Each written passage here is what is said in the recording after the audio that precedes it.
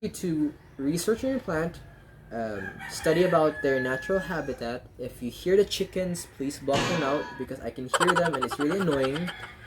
We don't have chickens. If you're new to this channel, I don't have chickens. We don't have chickens. It's my neighbors. So forgive me.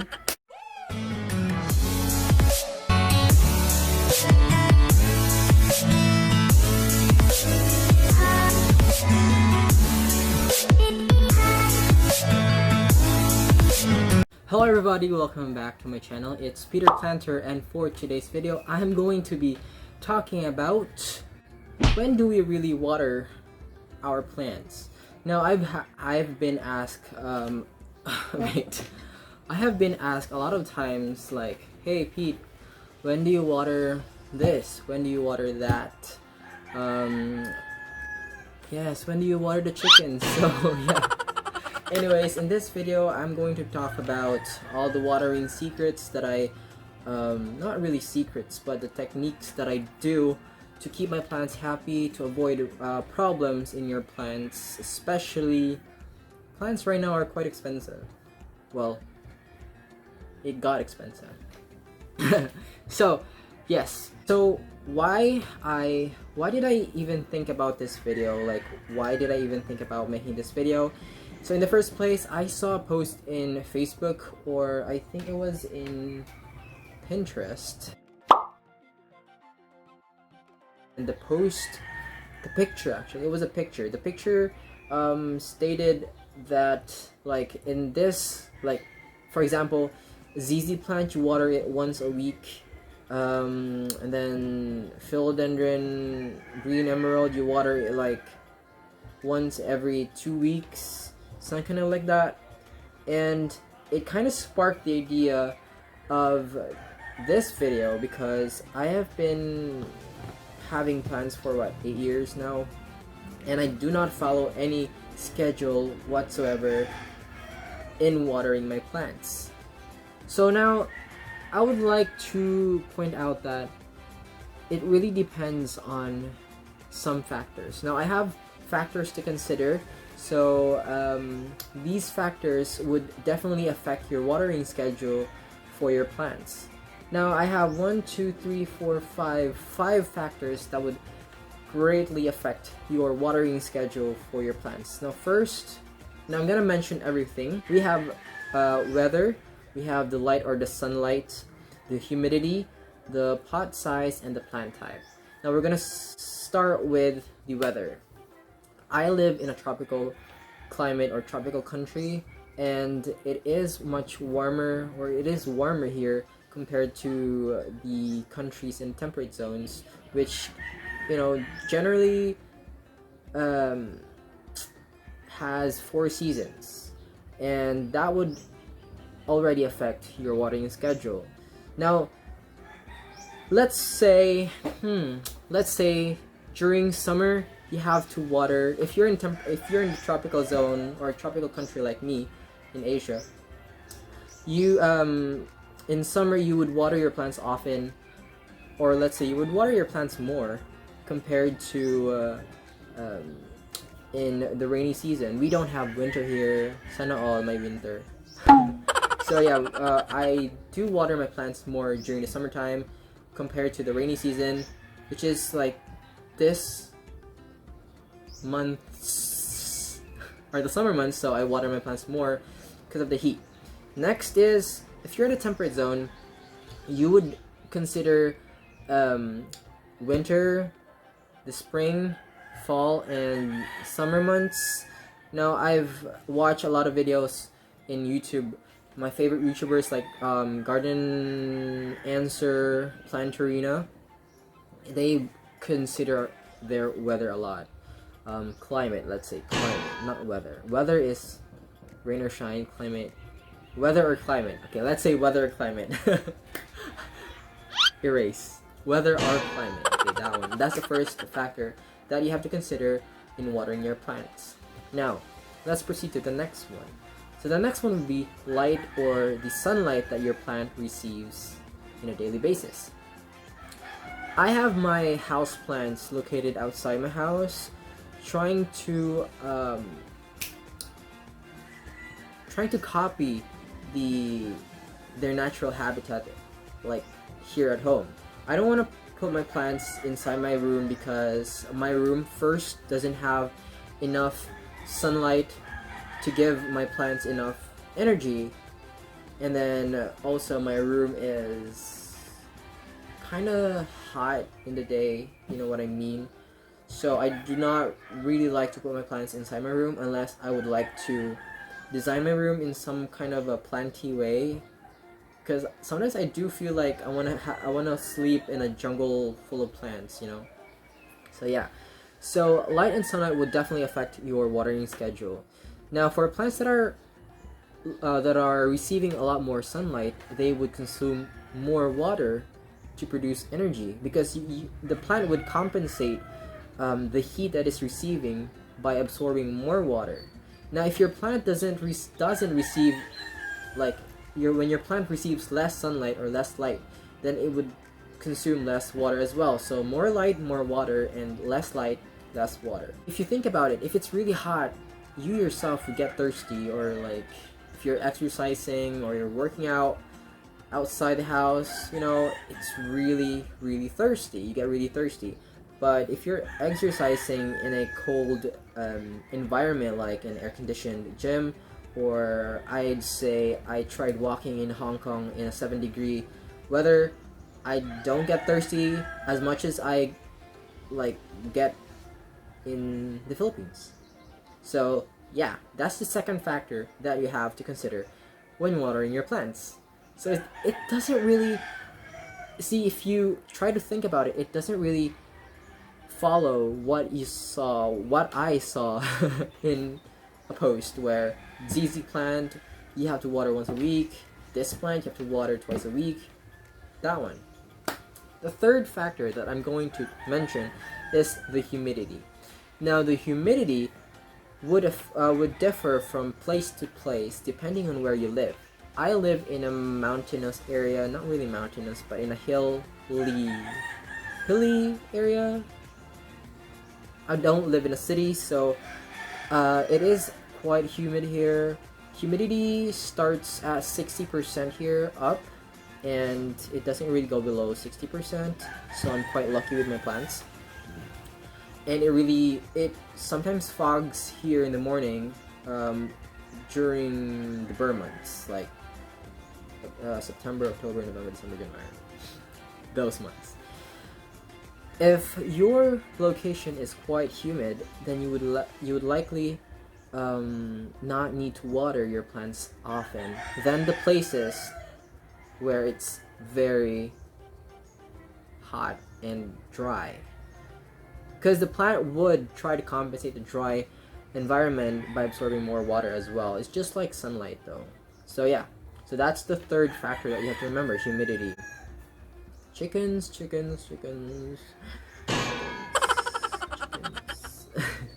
Now, the fourth factor that would affect your watering schedule is the pot size.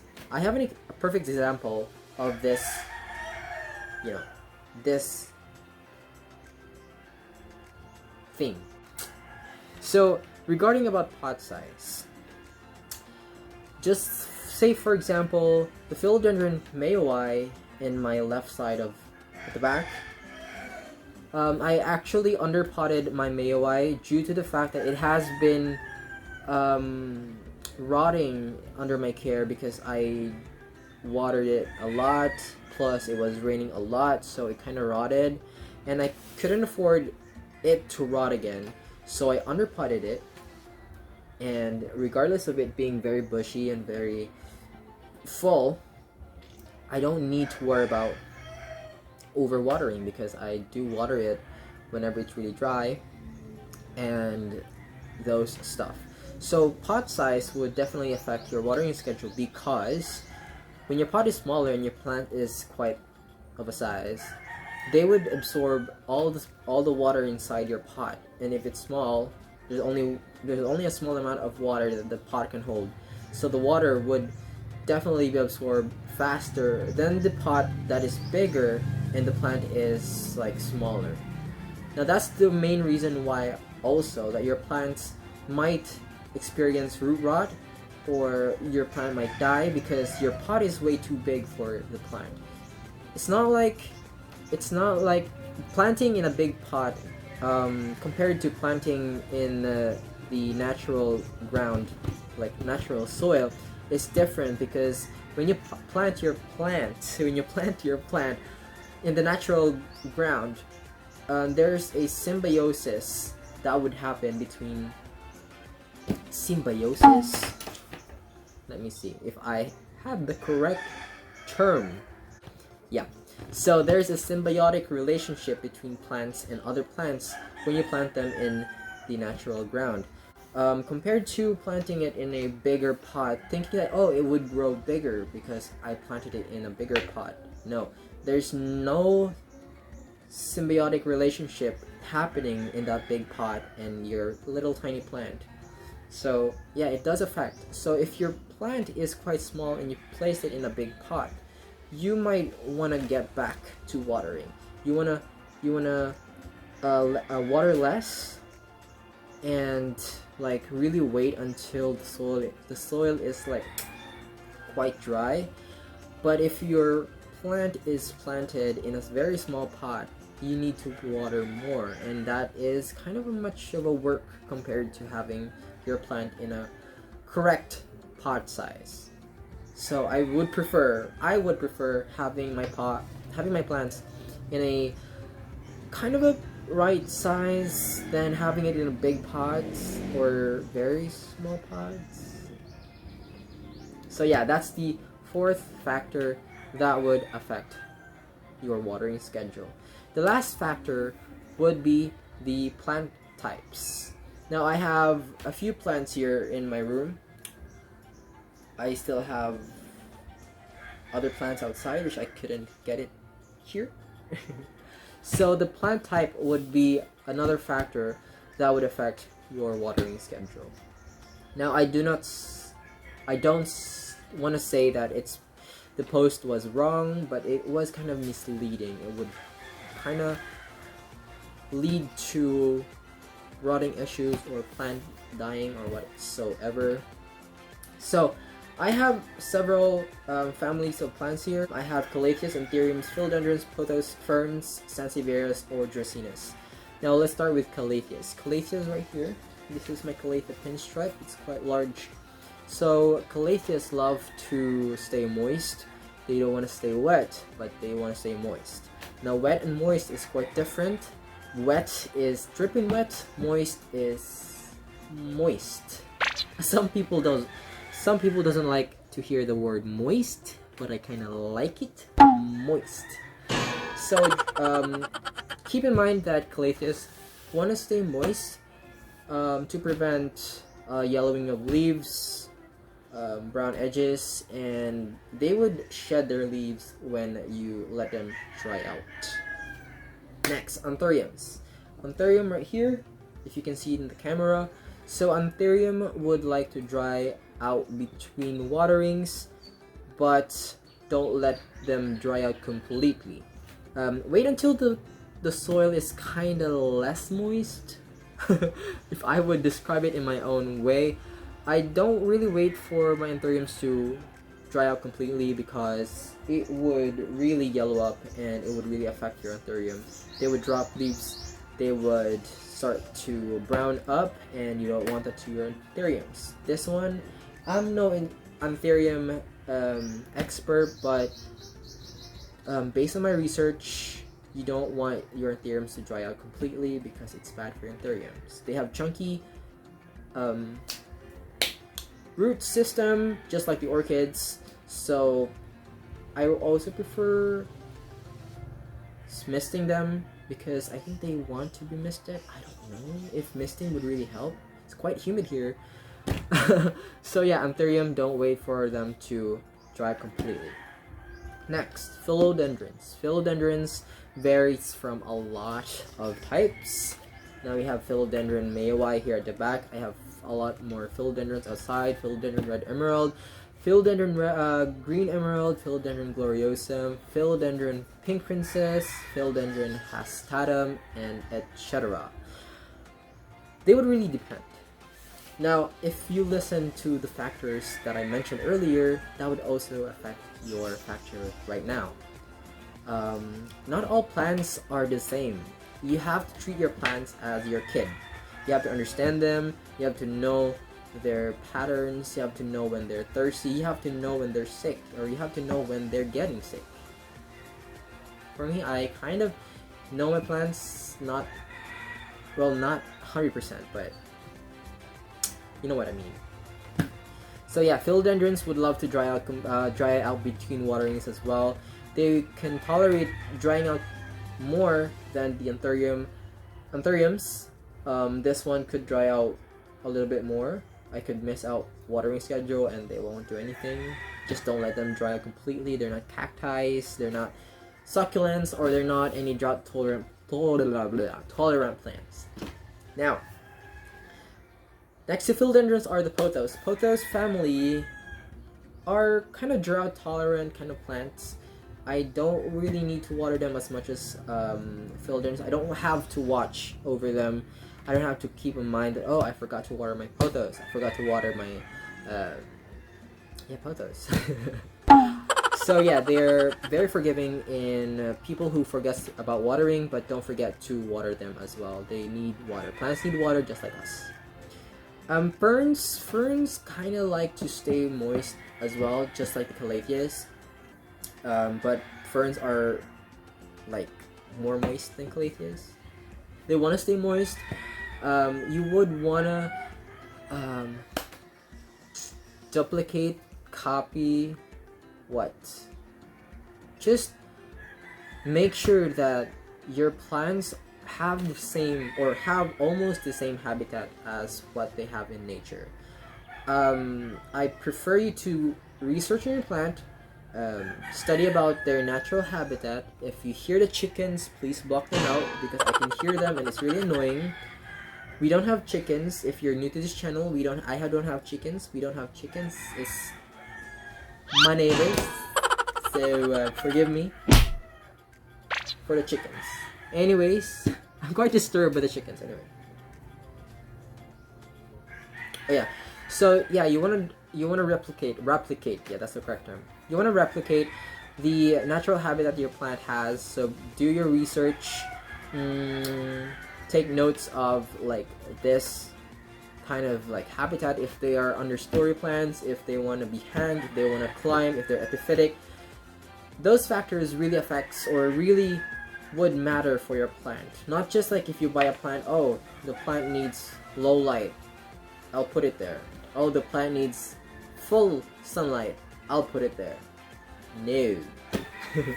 So do your research on your plants.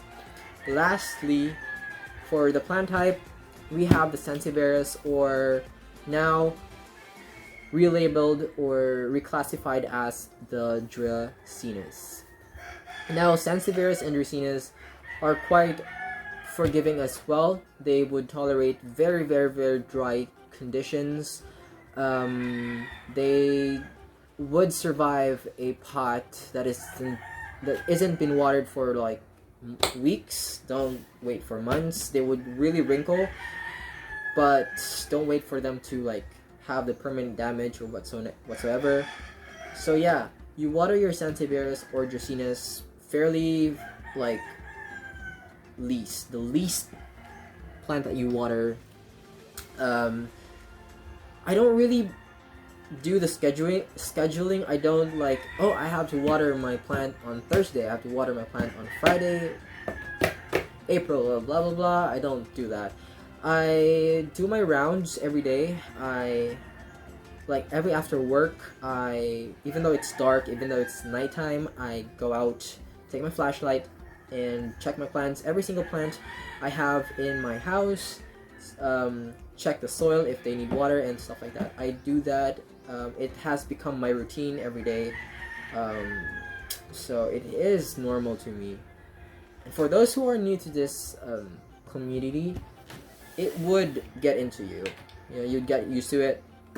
It's not gonna be a problem sooner.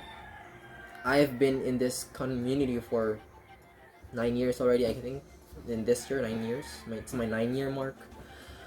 So, I really hope that you learned something from this video. I really hope that I helped some of you guys who are still confused on when to water your plants, when to, like, how to take care of them. But I really understand because, like, I've been there, I've done that, I've had that problem, and it's fun.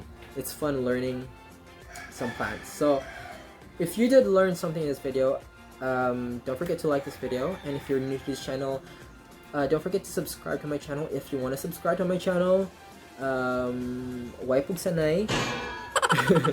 If you want to subscribe to my channel, and thank you for still supporting my channel even though no more reasons. Thank you for supporting my channel still, and I will see you in my next one. Bye.